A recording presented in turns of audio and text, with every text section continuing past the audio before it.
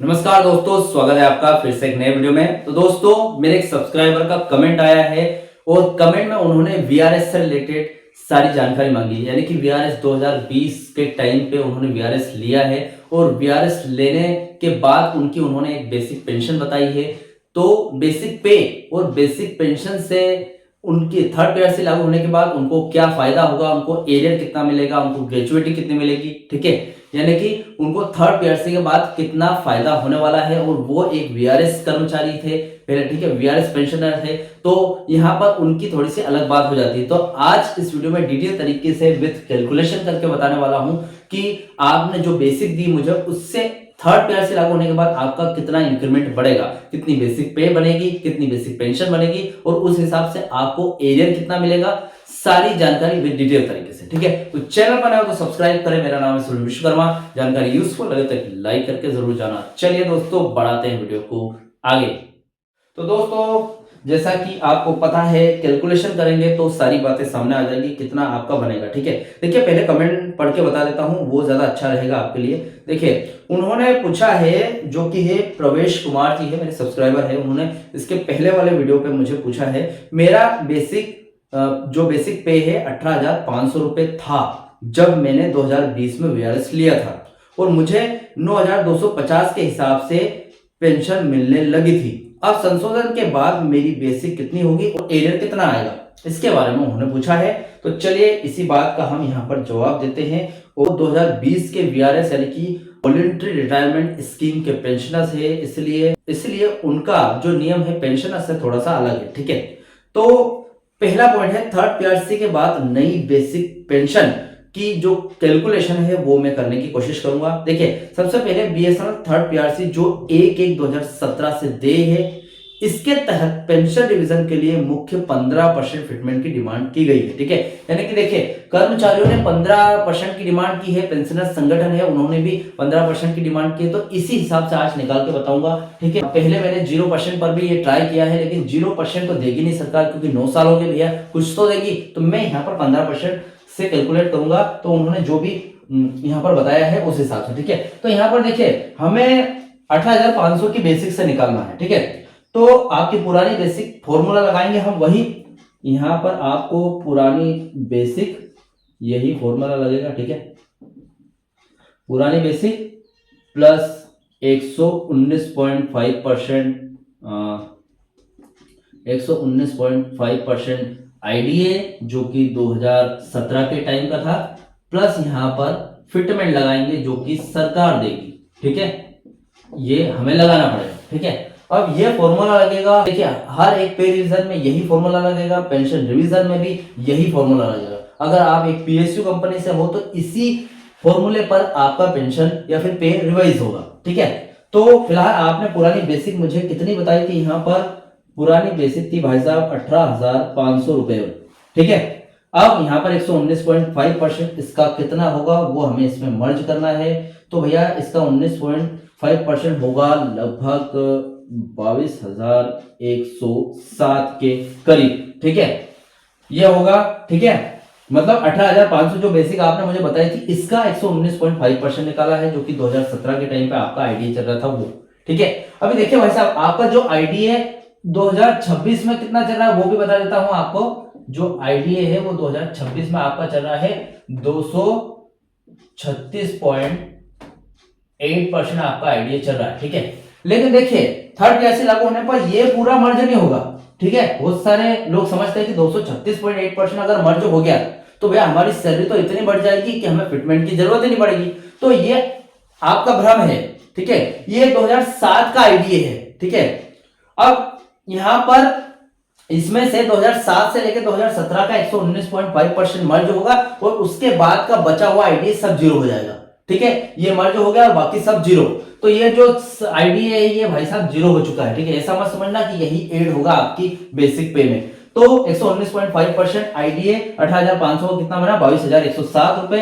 अब 15% फिटमेंट मिलाएंगे जो कि कर्मचारियों की डिमांड है, तो कितना निकल कर आएगा 15%, 6,091 रुपए, ठीक है। ये 15% फिटमेंट कर्मचारियों की डिमांड है, इज इक्वल टू, अब देखिए हमें क्या करना है, इसको और इसको जोड़ लेना है। जोड़ने के बाद जो भी आया उसका 15% फिटमेंट निकालना है। अब चलो 15% फिटमेंट को मारो गोली, ये हमने अमाउंट डायरेक्ट निकाल लिया, तो इन तीनों को जोड़ लेंगे। ठीक है, अब तीनों को जोड़ने के बाद हमारा आपका जो न्यू बेसिक पे, ठीक है, यानी कि अभी न्यू बेसिक पे बनेगा, ये आपका पुराना बेसिक पे था, ठीक है, ये पुराना था, अब न्यू बेसिक पे बनेगा आपका। अभी न्यू बेसिक पे कितना बना, इन सबको जोड़ने के बाद 46,000 रुपए के समथिंग बना, 698 के। अब ये लगभग हो सकता है इतना बना है आपका। ठीक है, अब थर्ड ईयर से लागू होने के बाद इतना बेसिक पे बनेगा।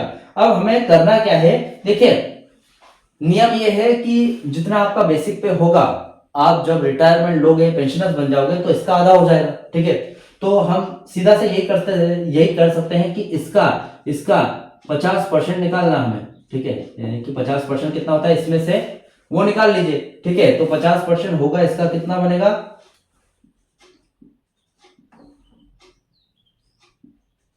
23,349 रुपए। ये आपकी बेसिक पेंशन होगी। ठीक है, और वो भी थर्ड ईयर से लागू होने के बाद, ये आपकी बेसिक पेंशन होगी भाई साहब। ठीक है, अब हम बात कर लेते हैं, ये तो भैया गणित हो गया कि आपकी थर्ड ईयर से लागू होने के बाद बेसिक पेंशन कितनी होगी, तो इतनी बनेगी 23,349 रुपए। अगर आपकी बेसिक पेंशन फिलहाल कितनी चल रही है, इसका आधा, ठीक है, यानी कि 9,250 रुपए की समथिंग। ठीक है, तो जैसे कि आपने बताया था कमेंट में। अब देखिए यहां पर बात करते हैं वीआरएस 2020 पेंशनर्स के लिए खास स्थिति। ठीक है, देखिए 2020 में आपने जैसा बताया कि 2020 में वीआरएस लिया था। ठीक है, थर्ड पीआरसी का नियम क्या है, 1 जनवरी 2017 से लागू माना जा रहा है। इसका मतलब ये है कि जब आपने 2020 में रिटायर लिया था, तब आपकी बेसिक 18,500, ठीक है, सेकेंड पीआरसी के तहत थी। ठीक है, अब संशोधन के बाद, यानी कि थर्ड पीआरसी लागू होने के बाद, आपकी 2017 से लेकर 2020 तक की सर्विस की बेसिक सैलरी भी बढ़ जाएगी। ठीक है, यानी कि आपकी बेसिक सैलरी 18,500 थी, अब हमने बेसिक सैलरी कितनी निकाली थी, जब थर्ड पीआरसी लागू होने के बाद 46,698 रुपए। ठीक है, तो आपने रिटायरमेंट 2020 में लिया है, इफेक्टिव डेट कौन सी है थर्ड पीआरसी लागू होने की, 2017। तो 2017 से लेकर 2020 तक का 17, 18, 19, 20, यानी कि 4 साल का जो आपका सैलरी एरियर है वो बढ़ जाएगा। ठीक है, आपकी सैलरी इंक्रीमेंट हो जाएगी। उसके बाद 2021 से लेकर 2026 तक की पेंशन इंक्रीमेंट होगी, क्योंकि आप वीआरएस लिया आपने। ठीक, संशोधन के बाद यानी कि थर्ड पीआरसी के बाद आपकी 2000, हाँ ये हो गया। अब इसका रिजल्ट यानी कि इसका परिणाम ये होगा कि आपकी जो पेंशन है, ग्रेजुएटी और लीव इनकेशमेंट है कि जो कैलकुलेशन है वो भी बढ़ी हुई बेसिक पेपर दोबारा होगी। ठीक है, यानी कि आपकी ग्रेजुएटी आपको जो मिला है, यानी कि अगर आपको अगर ग्रेजुएटी में 10 लाख रुपए मिला है, ठीक है, तो ये आपको सेकंड पीआरसी के तहत मिला है। ठीक है, सेकंड पीआरसी की पे स्केल पर रिवाइज हुआ था। अब आप 2017 यानी कि इफेक्टिव डेट के बाद 2020 में रिटायरमेंट ली है, यानी कि वीआरएस लिया है, एक तरीके से रिटायरमेंट लेना होता है। ठीक है, तो वीआरएस लिया आपने, रिटायर हुए हो, तो 2017 में थर्ड पीआरसी लागू होगी।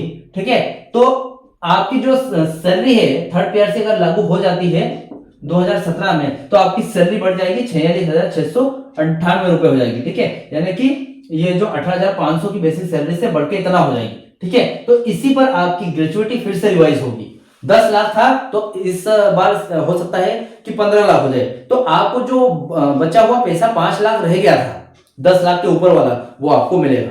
ठीक है, उसके बाद लीव इनकेशमेंट में भी आपको जो पेमेंट दी थी उससे ज्यादा ही बढ़ के मिलेगी, यानी कि नई बेसिक पेपर रिवाइज होगी। ठीक है, और आपकी जो पेंशन है वो भी नई बेसिक पेपर रिवाइज होगी, यानी कि रिवाइज होके कितना हो जाएगी आपकी पेंशन, 23,349 रुपए। अब एरियर की बात करूं, जो कि एक तरीके से मोटा हिसाब है, बहुत बड़ा अमाउंट है। बीएसएनएल पेंशनर्स के लिए एरियर बहुत ही बड़ा मुद्दा है। उनके लिए एरियर 2 हिस्सों में बनेगा। अब 2 हिस्सों की बात करें, जैसा कि मैंने आपको बताया था, सैलरी का एरियर बनेगा और पेंशन का एरियर बनेगा, 2 तरीके से। ठीक है, सैलरी का एरियर, जैसे कि सैलरी का एरियर बनेगा आपके, यहां पर बता देता हूं आपको, सैलरी एरियर बनेगा, ठीक है, बनेगा। ठीक है, वो इसलिए क्योंकि आपने थर्ड पीआरसी लागू होने की इफेक्टिव डेट के बाद तक, यानी कि 2020 तक वीआरएस लिया था तो 4 साल तक आपने नौकरी की थी, और 2020 के बाद 2021 से लेकर 2026 तक आप पेंशनर रहे, तो 2 तरीके से मिलेगा आपको, ठीक है। तो इसमें जो पीरियड आएगा वो कौन सा आएगा, वो आएगा 2017 से लेके 2020 में आप रिटायर हो गए तब तक का। उसके बाद पेंशन एरियर 2021 रिटायरमेंट की जो तारीख थी, यानी कि 2021 जो भी आपकी जो रिटायरमेंट की तारीख थी, अब हम 2021 मान लेते हैं, 2021 से लेके 2026 तक, ठीक है, सॉरी 2021 से लेके 2026 तक का आपको एरियर मिलेगा, ठीक है। अब देखिए मैं ज्यादा नहीं बात करता हूं, लेकिन आपको बेसिक पेंशन का जो अंतर है वो 14,000 के करीब मिलने की संभावना है, जो कि लगभग 5 से 8 लाख रुपए मिल सकते हैं। अब मैं इसका तो नहीं बताऊंगा, देखिए इसका अगर एरियर आपको बताऊं तो यदि आपकी बेसिक पेंशन में 14,000 का अंतर भी आता है, तो ये जो केवल एरियर की ही बात करूं तो कई लाख रुपए हो सकता है, ठीक है। लगभग 5 से 8 लाख रुपए के बीच में आपका एरियर बन सकता है, ठीक है। और आज की ताजा अपडेट की बात करूं फरवरी 2026 की, तो देखिए सबसे पहले तो कानूनी लड़ाई चल रही है आपकी पेंशन रिवीजन को लेकर। दिल्ली हाईकोर्ट और केट में पेंशन रिवीजन का मामला अंतिम चरण में है। कोर्ट ने स्पष्ट किया है कि बीएसएनएल के घाटे का पेंशनर्स की पेंशन से कोई लेना देना नहीं है, क्योंकि पेंशन भारत सरकार डोर देती है, यानी कि कंसोलिडेटेड फंड ऑफ इंडिया से आपको पेंशन आती है, तो आपका पेंशन रिवाइज भी सरकार ही करेगी। 7 सीपीसी के हिसाब से करे या फिर थर्ड पे रिवीजन के हिसाब से करे, लेकिन उनकी पेंशन रिवाइज पहले अभी हो जानी चाहिए, जल्दी हो जानी चाहिए, ठीक है। 0 से 15% की फिटमेंट की बात करूं तो सरकार ने पहले 0% फिटमेंट का प्रस्ताव दिया था, जिससे जो यूनियंस वगैरह है उन्होंने ठुकरा दिया। अब 15% फिटमेंट या फिर 7 सीपीसी के फिटमेंट 2.57 पर पेंशन रिवीजन है वो रिवाइज होगा, ठीक है। ऐसा चर्चाओं में है। अब फरवरी 2026 की स्थिति की बात करूं तो संगठन ने जो कि यूनियंस है उन्होंने 12 फरवरी 2026 को हड़ताल और प्रदर्शन का नोटिस दिया है, ताकि थर्ड पीआरसी को जल्द से जल्द लागू करवाया जा सके, ठीक है।